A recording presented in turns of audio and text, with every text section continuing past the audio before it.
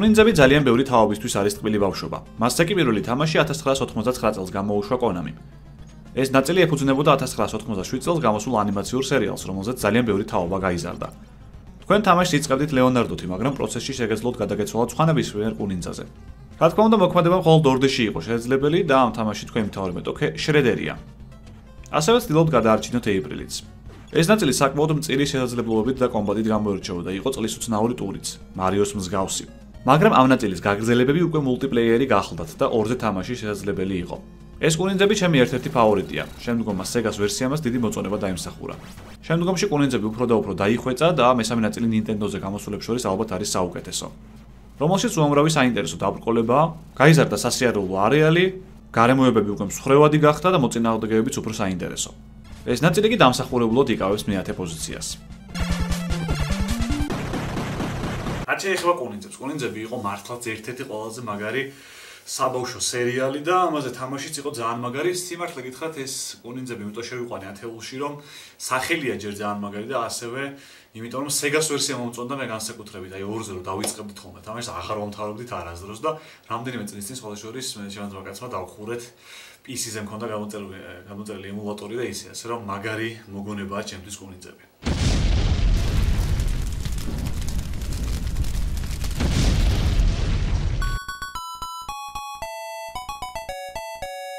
თამაში, რომელზეც ახლა უნდა გიამბოთ, რეალურად MSX-ზე გამოვიდა და Nintendo-ს ვერსია ცოტათი სხვანაირია. მაგრამ საქართველოში მხოლოდ MSX ვერსია მაქვს ნათამაშები დენდიზე. ეს თამაში არკადის აპარატზე გამოვიდა 1995 წელს და მთავარი გმირი Bruce Lee-ს პროტოტიპი იყო. MSX-ის ვერსიაში მხოლოდ 5 ეტაპი იყო, მაგრამ ამ ტურებში გასვლა იყო საოცრად რთული. ჩხუბს ვერანაირი ლოგიკა ვერ უპოვე და ეს ელემენტარული თამაში დახურულიც კი არ მოქვს. თქვენი მოწინააღმდეგეები კი განსაკუთრებული უნარით გამოირჩევიან. ზოგი დაფრინავს, ზოგი ცეცხლს აფრქვევს და ზოგს კი ჯაჭვი უჭირავს. თამაშის მთელი მუღამი მის ეპიკურობაში და საუნდტრეკებშია. შეუძლებელია ერთი მოსმენით ეს სულელური მუსიკა თავში არ ჩაგიჟდეს და მთელი დღე არ იმეორო. ფაქტია, რომ ეს იყო ერთ-ერთი პირველი თამაში, რომელმაც ფაითინგ ჟანრი შემოიტანა. დანარჩენი კი უკვე ისტორიაა.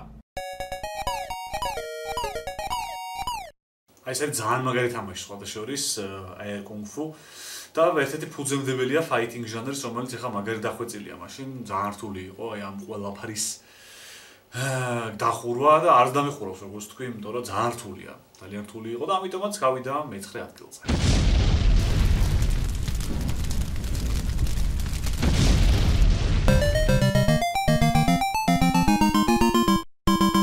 შეუძლებელია ეს თამაში ერთხელ მაინც გქონდეს ნათამაშები და ეს მუსიკა თქვენში ნოსტალგიას არ აღზრდავდეს. Battle City ტანკებად წოდებული თამაში 1995 წელს გამოუშვა Namco. თავდაპირველად თამაში არკადის აპარატზე გამოვიდა და მერე სხვა პლატფორმებსაც მოედო.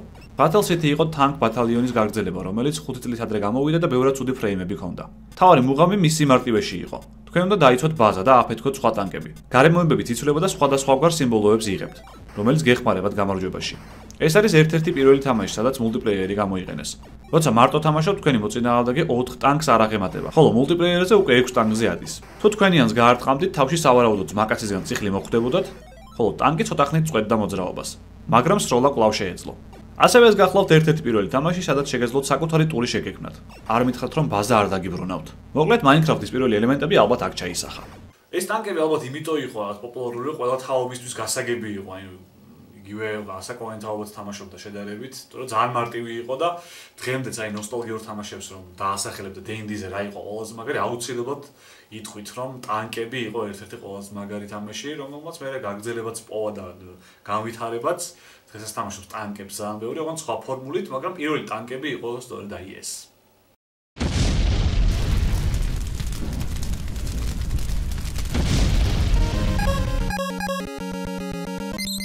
Megameni, იაპონურად როკუმენის პირველი ნაწილი 1997 წელს გამოვიდა Nintendo-ზე და მასზე Capcom-მა იმუშავა. ეს თამაში საქართველოში დიდად გავრცელებული არ იყო, თუმცა მსოფლიო მას კარგად იცნობს და ის Nintendo-ს ერთ-ერთი სუპერგმირი გახლდათ. ამ გმირზე დღეს უამრავი თამაში არსებობს, თუმცა თავდაპირველად ჰუმანოიდი რობოტი 6 ბოსის წინააღმდეგ იბრძოდა, რომლებიც ასევე რობოტები იყვნენ და მათ შეშლილი მეცნიერი დოქტორი ვილი მართავდა. თქვენ ნებისმიერი თანმიმდევრობით შეგეძლოთ აგერჩიათ რომელი ტური ჩაგერთოთ. ბოს ფაითები საკმაოდ კარგი გახლდათ და ყველა ბოს თავისი ძალა ჰქონდა, რომელიც მათი დამარცხების მერე თქვენი ხდებოდა. ტურები კი საკმაოდ ჩახლართული და რთული იყო. მოწინააღმდეგეების სიკვდილის შემდეგ ხან სიცოცხლის მომატების ბონუსს ტოვებდნენ და ხან რაიმე იარაღის ტყვიებს. თქვენი მთავარი და ულევი ტყვიები კი მტევნიდან გამოდიოდა და ასე გადიხართ დაბრკოლებებს. როცა 6-ვე ბოსს დაამარცხეთ, მერე იხსნება მე-7 ტური. მოკლედ თამაში ძალიან მაგარი პლატფორმელის ელემენტებით გამოირჩეოდა. ცოტა ფიქრი, ცოტა ექშენი და სისწრაფე მშვენიერი ნაზავი იყო და ამიტომაც მოიწონეს ფრენჩაიზის დასაწყისი. ხო, მეგამენზე ბევრს ფიქრობდი ჩამესვა თუ არა ათეულში, იმიტომ რომ მე პირადად Game Boy-ზე მაქვს თამაშები, ანუ ამ თამაშს დენდიზე ისე კარგად არ ვიცნობ, მაგრამ ძალიან ბევრი რევიუები ვნახე და ძალიან ბევრ გამოცემას ყავს ათეულში შეყვანილი ეს თამაში და მეც პირადად რაც ნათამაშები მაქვს ძალიან სიამოვნებდა, ასე რომ მგონია რომ ორიგინალური იყო ეს თამაში, კარგი გასართობი იმ დროს და ამიტომ შეიძლება საქართველოში ბევრი არ იცნობდეს, დენდიზე უშუალოდ თორე ისე მეგამენი ბევრმა იცის, მაგრამ მაინც შევიყვანე ათეულში.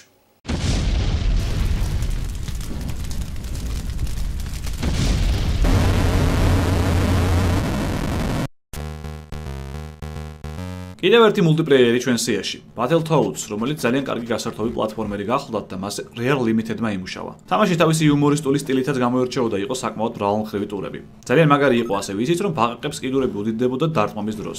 ძალიან რთული იყო ამ რაღაცნაირი ტრანსპორტით მოგზაურობის ტურიც. თოკით დაშვების დროს ყოფების აკენწლო კი ძალიან მაგარი გასართობი იყო. თამაშის სიუჟეტში კი თქვენ ბნელ დედოფალს უნდა გაუმკლავდეთ და გადაარჩინოთ მესამე ბაყაყი პიმპლი, პრინცესასთან ერთად. აქ არ იყო არც ფასფორდები და არც სეივები. დაიწყე და უნდა დაამთავრო, ამიტომაც არასდროს არ დამიყურავს ეს თამაში. რადგან სამის სიცოცხლე საკმაოდ ცოტა იყო პატარა ბავშვისთვის. თამაშის მთავარი მუღამი კი იყო სწორედ მის სირთულეში. სულ რომ YouTube-ზე ყოფილიყო ტუტორიალი როგორ უნდა გახვიდე ამ თუ იმ ტურში, მაინც ძალიან გაგიჭირდებოდათ თამაში. მოგვიანებით კი მშვენიერი crossover-ი გააკეთეს და Battletoads-ი Double Dragon-თან გააერთიანეს. ეს ბაყაყები კი მართლაც იმსახურებენ ათეულში ყოფნას. Battletoads იყო ძალიან რთული, მართლა ძალიან რთული თამაში იყო და ამიტომ რაც ნოსტალგია მაქვს, რო ვერ დავხურე, რაც ხინჯად ჩამრჩა გულში და ამიტომაც მოახვედრე მგონი ათეულში და ხოდაშორის Watch Mojo-ს ათეული ვნახე, პირველ ადგილზე იყო.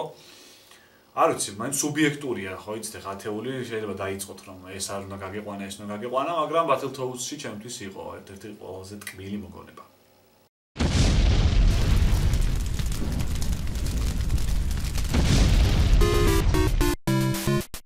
სად იყავით ახლანდელი ბავშვები ჩვენ რომ პირველი Kinect-ი გქონდა.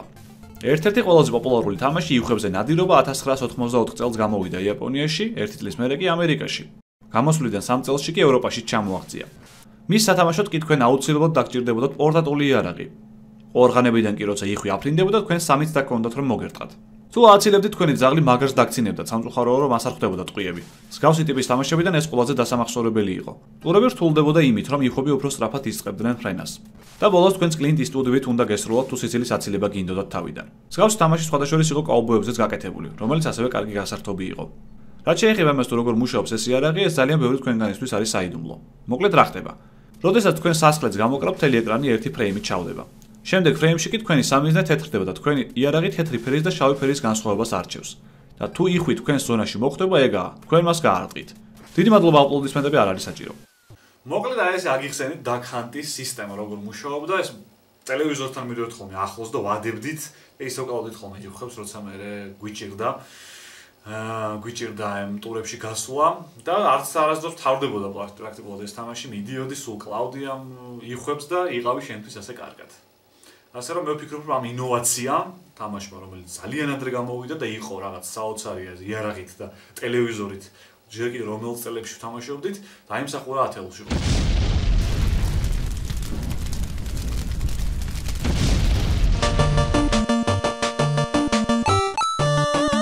უმხეცესი თამაში Chip და Dale ყველასთვის საყვარელი ანიმაციური სერიალი იყო. 1990 წელს კი მასე ძალიან მაგარი თამაში გამოუშვა Capcom-მა, მშვენიერი პლატფორმერის ელემენტებით. ისევე როგორც მაშინ ძალიან ბევრ თამაშში, აქაც შესაძლებელი იყო მულტიპლეიერი, სადაც არა მე ვარ Chip და შენ Dale არასდროს არ მთავრდებოდა. მოთამაშეების თავი იარაღი გახლდათ ობიექტების სროლა, რითაც თამაში სავსე იყო. ძალიან სასაცილო იყო ისიც, რომ ერთმანეთს აღიღბად შეგეძლოთ. თქვენი მთავარი მისია დაკარგული კატის მენდის პოვნა და ამ გზაზე უამრავი დაბრკოლებაა. რაც მთავარია ძალიან მაგარი boss fight-ებით. ამ კულებს რისთვის ვიღებდით ზუსტად არ მახსოვს, მაგრამ სასიხარულო იყო. როდესაც ყუდის აღების მერე რაღაცას აღმოაჩენდი. მოკლედ თამაში ძალიან მაგარი გასართობი იყო და ამიტომაც კომერციულად ძალიან წარმატებული აღმოჩნდა და გაყიდვება მილიონსაც კი გადააჭარბა. მაშინ ეს ძალიან დიდი ციფრი იყო. როგორ ვარიანტი იყო Chip და Dale, ანუ ერთ კასეტაზე იყო ორივე ნაწილი, მეორე ნაწილი ძალიან მაგარი იყო. და მენიუ არ ქონდა, ანუ კომპიუტერი უნდა გერესტარტებინა და რო ჩართული იყო შეიძლება მეორე ჩართული იყო, შეიძლება 10 ჯერ ჩაგერთო და მაინც პირველი ჩართული იყო და უნდა გაგერტყა რომელი ნაწილი ჩაერთვებოდა, ასე რომ ბევრჯერ გიწევდა კომპიუტერის ჩართვა გამორთვა იმისათვის რათა აგირჩია პირველი ან მეორე ნაწილი. ისე კი ძალიან მაგარი გასართობი იყო და დღემდეც შემიძლია რომ ჩავთო და გავიხსენო ძველი დრო, იმიტომ რომ მისაღები გრაფიკა აქვს ჩემთვის პირადად.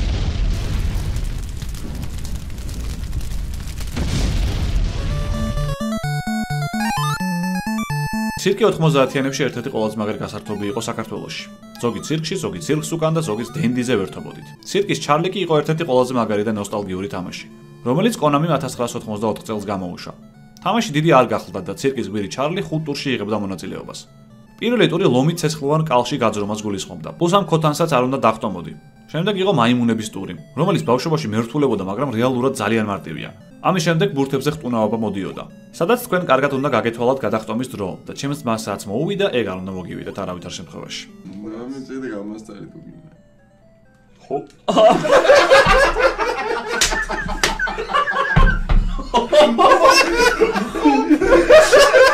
ამის შემდეგ ცხენის ტური, ბოლოს კი Greatest Showman-ის ნახველმები. სულ ეს იყო. პლუს თამაში ბონუსების აღება შეგეძლოთ და თუ მალე გაყვიდოდით, უფრო მეტ გულას აიღებდით. მოკლედ თამაში სუპერ გასართობი იყო. ცირკის ჩარლი იყო ერთ-ერთი ყველაზე ლეგენდარული თამაში, რომელიც მე მგონი ყველა მიცოდა, ვისაც დენდი აქვს და თამაშები. და მგონია რომ დაიმსახურა ესეთი მაღალი პოზიცია პირადად ჩემს ათეულში.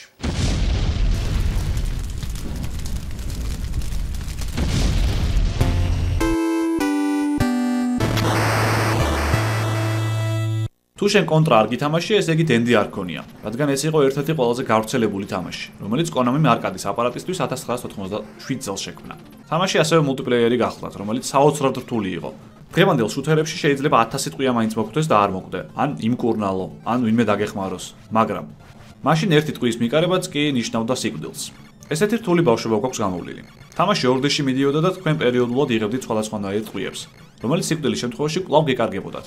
იყო ასევე 3D ტურიც, მაგრამ მთლიანობაში ამ თამაშის დახურვა და ჰარვარდის დამთავრება დაახლოებით ერთნაირი სირთულის გახლდათ. ეს სერია კი მოგვითხრობდა 2633 წელზე, სადაც წითელი არწივის ორგანიზაცია ახალი ზელანდიიდან ცდილობს მსოფლიოს დაპყრობას. ორი ჯარისკაცი, ბილ რაიზერი და ლანს ბინიკი ცდილობენ კუნძულის განიარაღებას. ნუ ამ შინაარსზე ბავშვობაში არაფერი ვიცოდით, მაგრამ შვენივრად ვერთობოდით. არ ვიცი, რატო ქმნიდნენ ხოლმე აი ესეთ ძალიან რთულ თამაშებს ადრე, იმიტომ რომ კონტრა არის, არ ვიცი, ეგეთი რთული, ამდენი ტორე უნდა გაიარო. და პატარა მოკარებაზე ტყვიების თან მრავალი მხრივ მოდის ეს ტყვიები, ან მარტო პირდაპირ არ მოდის. კი, შენც გაქვს რაღაცა ვარიანტები, ჩაკუზვა შეგიძლია, გადახტომა, გადმოხტომა, აცილება, მაგრამ მაინც ძალიან რთულია. მიუხედავად რომ ბევრი რაღაც არსენალი გაქვს და ტყვიების მრავალფეროვანია. ძალიან რთული იყო და ამასაც ვერ მოვიტყუები რომ დახურული მაქვს. საერთოდ ძალიან ცოტა თამაში მაქვს დენდიზე დახურული, იმიტომ რომ ბავშვობაში ძალიან რთული იყო და ძალიან პატარა ვიყავი. ასეთი თამაშებისთვის, მაგრამ ორზე იყო ერთ-ერთი ყველაზე მაგარი გასართობი კონტრა. სანამ პირველ ადგილზე გადავალთ და ალბათ ხვდებით რა არის ამ პირველ პოზიციაზე, მოდი თვალი გადავაბლოთ დენდის იმ თამაშებს, რომლებიც ამ ათეულში ვერ მოხვდა.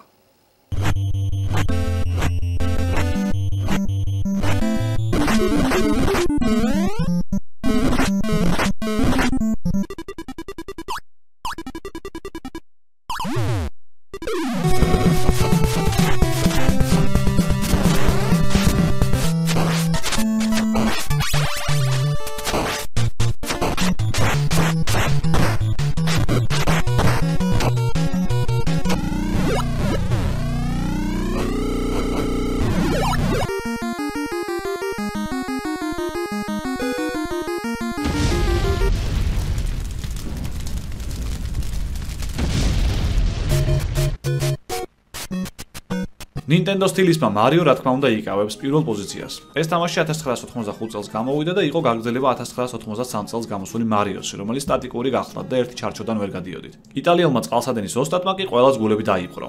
ალბათ სადა გეიმპლეის და საოცარი საუნდტრეკის გამო. ეს საუნდტრეკი კოჯი კონდოს შექმნილია, რომლის ტრეკმაც იაპონიის ჰიმნსაც კი გაასწრო პოპულარობით. 1995 წელს გამოსული თამაშისთვის კი Mario ნამდვილი სრულყოფილება გახლდათ. სოკოს აღება და გაზრდა, დამალული საიდუმლოები, მილებში ძრომიელი, ტყვიების სროლა, ვარსკვლავი, ბოსის ტურები, წყლის ტური, ამ თამაშს ყველაფერი ჰქონდა. რაც შეეხება სიუჟეტს, თქვენ უნდა გადაარჩინოთ სოკოების ქალაქის პრინცესა და ამისთვის არაერთი ტური უნდა გაიაროთ. შეგიძლიათ სერიოზულად მოჭრათ მოკლეზე და ბევრ სამყაროს გადაახდეთ. განსაკუთრებით კოშმარული კი ამ თამაშის ბოლო ტური იყო, რომელიც ორიგინალურად იყო დაპროექტებული და არასდროს არ მთავრდებოდა. თუ თქვენ საჭირო დროს საჭირო მილში არ ჩაძვრებოდით. ასე რომ ეს თამაში დახურული მაქვსო რომ ამბობთ, იცოდეთ რომ დახურვა დრაკონის მოკლას არ გულისხმობს. თავარია ბოლო დრაკონი მოკლათ, რომელიც დანებს ისვრის. მარიოს ამ ნაწილმა უდიდესი გამოხმაურება პოვა და მიიჩნევა ისტორიაში ერთ-ერთ საუკეთესო თამაშად.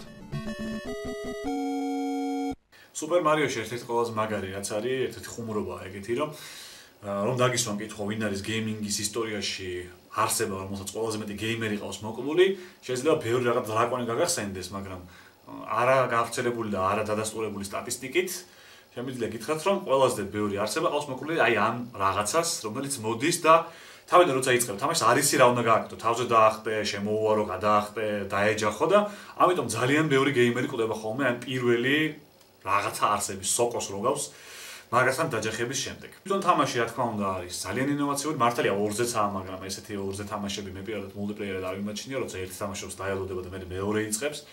მარიო და ლუიჯი, მაგრამ მგონია რომ ასევე სუპერ მარიო არის უკონკურენტო ამ სიაში და გაუძლო თაობების გაუძლო დროს. შემდეგი სუპერ მარიოებიც არ არის სუდი, მაგრამ მაინც ეს ნაწილი არის ყველაზე ნოსტალგიური. რამაც დაიმსახურა თავისი პოზიცია.